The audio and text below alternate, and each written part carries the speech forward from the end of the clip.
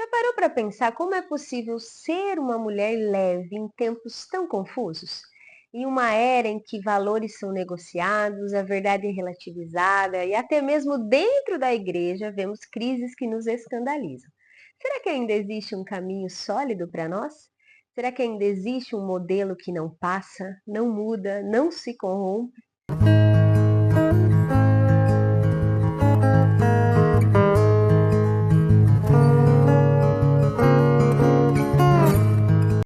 E o que é ser verdadeiramente livre? Repetir as frases prontas do mundo ou descobrir a nossa real identidade? O mundo grita que liberdade é fazer o que quiser com seu corpo, mas ao mesmo tempo exige que qualquer um que se sinta mulher seja tratado como tal. Será que isso é liberdade ou uma prisão? Hoje vemos meninas crescendo sem referências sólidas, bombardeadas por ideologias que objetificam o feminino e transformam a mulher em um produto, enquanto os meninos são confundidos sobre o que significa ser homem. O que será que está acontecendo na mente das nossas crianças vendo tudo isso? Eu me pergunto, quem são os modelos que elas têm seguido?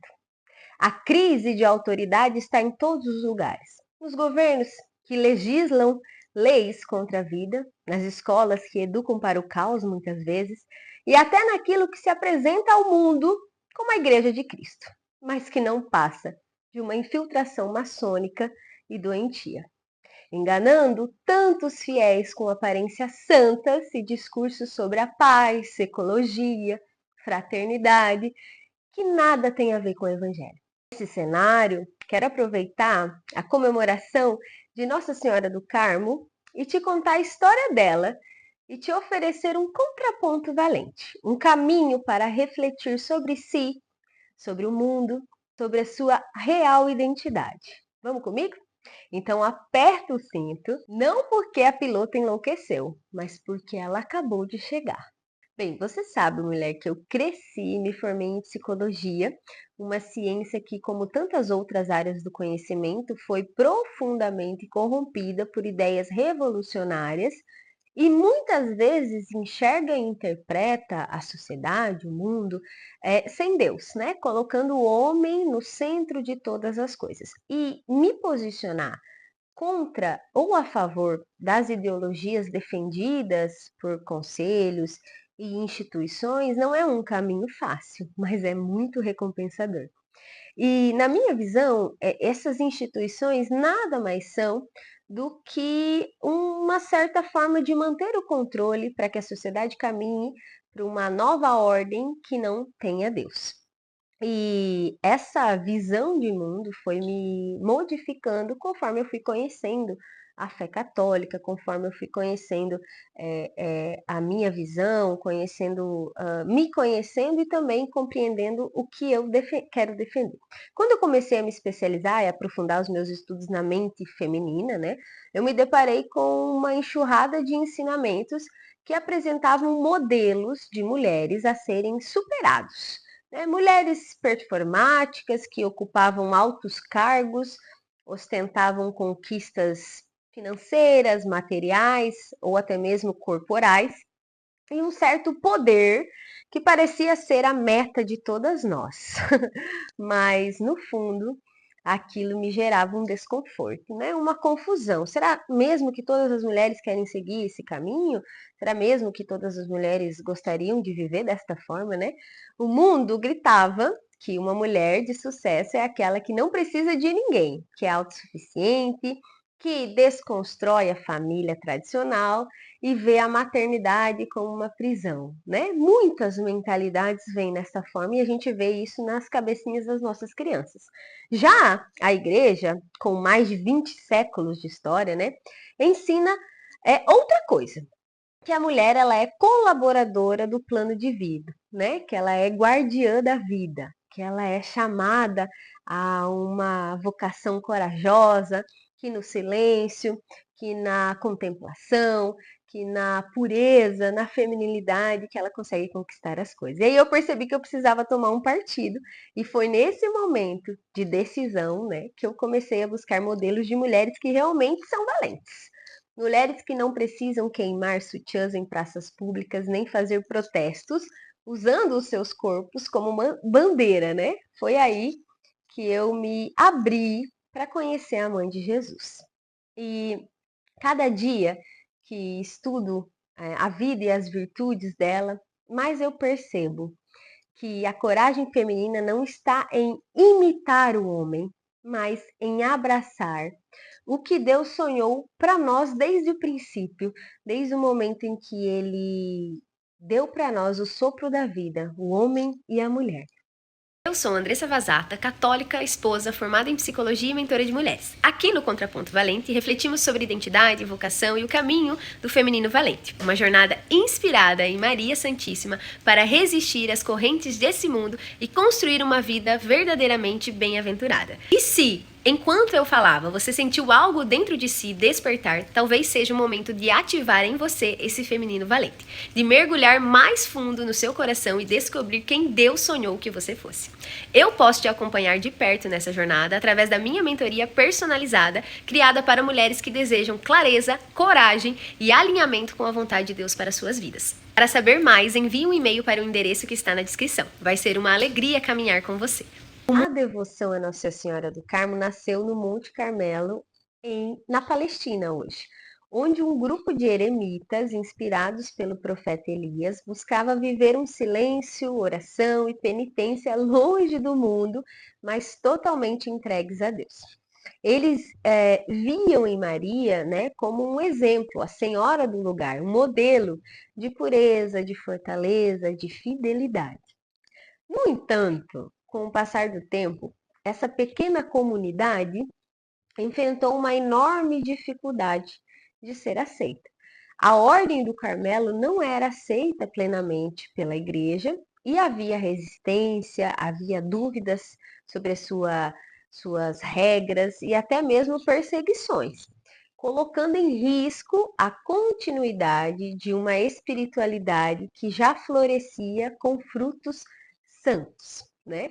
Foi então que em 16 de julho de 1251, Nossa Senhora apareceu ao eremita Simão Stock, então superior da Ordem Carmelita, e entregou a ele um escapulário, que é esse que a gente compra, que a gente utiliza também, como um sinal de proteção. Então, esta aparição foi como um selo divino para o Carmelo, uma resposta visível do céu, confirmando que aquela ordem tinha uma missão especial no seio da igreja. Isso é muito interessante e magnífico quando a gente compreende a história do Carmelo, né? E os frutos que o Carmelo produziu até hoje, nós contamos, né? Santos, doutores da igreja, místicos, testemunhas que em cada século denunciaram os erros, as heresias e mantiveram viva a chama da fé, a chama da verdade, né? Santa Teresa d'Ávila, com sua reforma, São João da Cruz, né, com sua profundidade mística, Santa Teresinha do Menino Jesus e da Sagrada Face, com a sua pequena via, né, seu olhar tão infantil e espiritual, né, sobre todas as verdades reveladas por Deus, muito bonita, e tantos outros, né, que entregaram, né, as suas vidas para que a igreja permanecesse una, santa, católica e apostólica, né? Mais do que uma simples ordem religiosa, né? O Carmelo é, segundo as profecias, uma ordem escatológica, né? Foi levantado por Deus para os tempos mais difíceis, especialmente para proteger a fé nos séculos de maior trevas e apostasia. Então, analisemos hoje como estamos, né?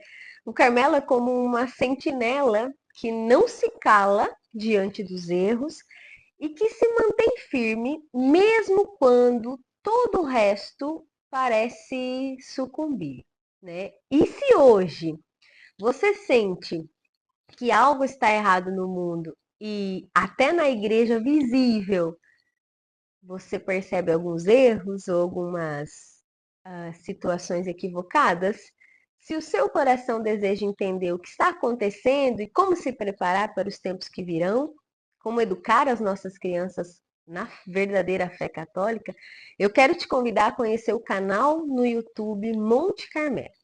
Ali você vai encontrar as profecias válidas sobre a apostasia, o fim dos tempos e o chamado para o pequeno resto fiel que não se dobra diante das mentiras. Quando olhamos a história da igreja, é impossível ignorar a ferida aberta pela Reforma Protestante. Um movimento que, sob o pretexto de purificar o cristianismo, não só se afastou do corpo místico de Cristo, mas também rejeitou Maria, a mãe do Verbo encarnado. Lutero, Calvino e tantos outros, inflamados por uma aversão à autoridade da igreja, lançaram suspeitas sobre tudo que carregava o selo católico. Entre os alvos mais atacados estava a devoção mariana. Para eles, honrar Maria era idolatria, rezá-la era uma afronta direta a Cristo, as imagens da Mãe de Deus eram destruídas como se fossem símbolos pagãos. E até hoje as objeções continuam. Por que vocês católicos chamam Maria de Mãe de Deus? Ela não é só uma mulher qualquer? Por que rezar a ela se podemos ir direto a Jesus? Por que chamá-la de Imaculada se a Bíblia diz que todos pecaram? A verdade é que essas acusações só permanecem porque muitos não compreendem a profundidade do mistério de Maria na salvação das almas. O próprio Concílio de Trento, reunido para defender as verdades atacadas pela Reforma, reafirmou o lugar singular de Maria. Ela é verdadeiramente Mãe de Deus, porque gerou em sua carne aquele que é Deus e homem. Negar isso é romper com o núcleo da encarnação. Quando os protestantes dizem que não devemos honrar Maria, esquecem que foi o próprio Cristo quem a exaltou, entregando-a como a mãe ao seu discípulo. Mulher, eis aí o teu filho. Naquele momento, Maria foi dada a toda a humanidade como mãe da igreja, modelo de mãe, esposa, serva e a primeira cristã. E nós, católicos, o que temos feito com esse tesouro? Nos tempos modernos, muitos de nós fomos ensinados a buscar em Maria apenas um consolo, uma imagem doce e sentimental, como se ela fosse apenas um colo para chorar nossas dores. Mas isso é um erro. Maria é também força e coragem. Ela é a mulher de Gênesis, aquela que esmagará a cabeça da serpente.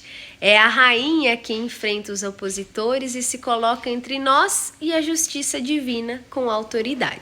Reduzir Maria a uma devoção sentimental é enfraquecer o próprio catolicismo. O verdadeiro amor mariano não é passivo, é militante. É Maria em Canaã pedindo ação. Fazei tudo o que ele vos disser. É Maria aos pés da cruz, de pé, quando tudo parecia perdido. É Maria no Apocalipse, revestida de sol, com a lua debaixo dos pés e coroada de 12 estrelas, enfrentando o dragão. Honrar Maria não é idolatria, é obedecer ao plano de Deus, que a escolheu desde toda a eternidade para ser a mãe de seu filho e a mãe de todos nós. Se o mundo a rejeita, nós a proclamamos. Se os hereges a ofendem, nós a exaltamos. E se até dentro da igreja moderna Maria é esquecida ou reduzida a uma imagem pálida e politicamente correta, nós a buscamos como ela realmente é. Mulher cheia de graça, escolhida para ser o terror do inferno e o porto seguro dos que permanecem fiéis. As virtudes de Maria são uma resposta clara ao caos da mentalidade moderna. A humildade que reconhece que tudo vem de Deus e nos ensina a acolher nossas fraquezas sem nos comparar com ninguém. A pureza que vai além do corpo é uma pureza de mente e coração que nos convida a afastar tudo que contamina a alma para enxergar Deus em todas as coisas, a fortaleza de permanecer firme na fé, mesmo quando todos ao redor se afastam, e de perseverar na oração, nas pequenas e grandes cruzes. A sabedoria que discerne o que agrada a Deus em meio a muitas vozes no mundo, cultivada no silêncio e na reflexão. E a caridade que serve sem esperar aplausos e ama inclusive aqueles que nos ferem. Maria, que guardava e meditava todas as coisas no coração, nos mostra que o caminho é estreito, mas conduz à paz verdadeira. Nas ordens femininas, especialmente no Carmelo, Maria é muito mais do que um símbolo. Ela é um molde no qual cada carmelita deseja ser formada. No silêncio, na oração, na penitência e no amor a Cristo. As carmelitas buscam viver o faça-se que Maria pronunciou em Nazaré todos os dias. Suas regras exigem votos de pobreza, castidade, obediência. Santa Teresa d'Ávila, no século XVI, reformou a ordem com o Carmelo descalço, resgatando a simplicidade e a entrega absoluta ao Senhor. Ela dizia: nada te perturbe, nada te espante, só Deus basta. E mesmo quando o mundo tentou apagar essa chama com a Revolução Francesa, foi justamente no Carmelo que brilhou a luz de mulheres que escolheram a eternidade.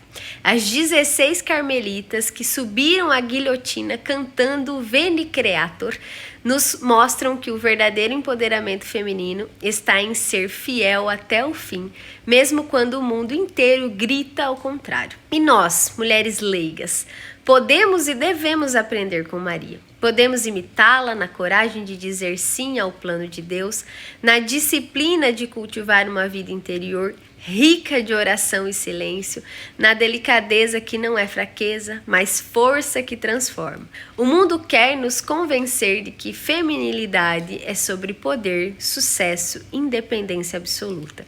Maria nos mostra que o feminino valente é sobre fidelidade, entrega e sabedoria para discernir o que realmente importa.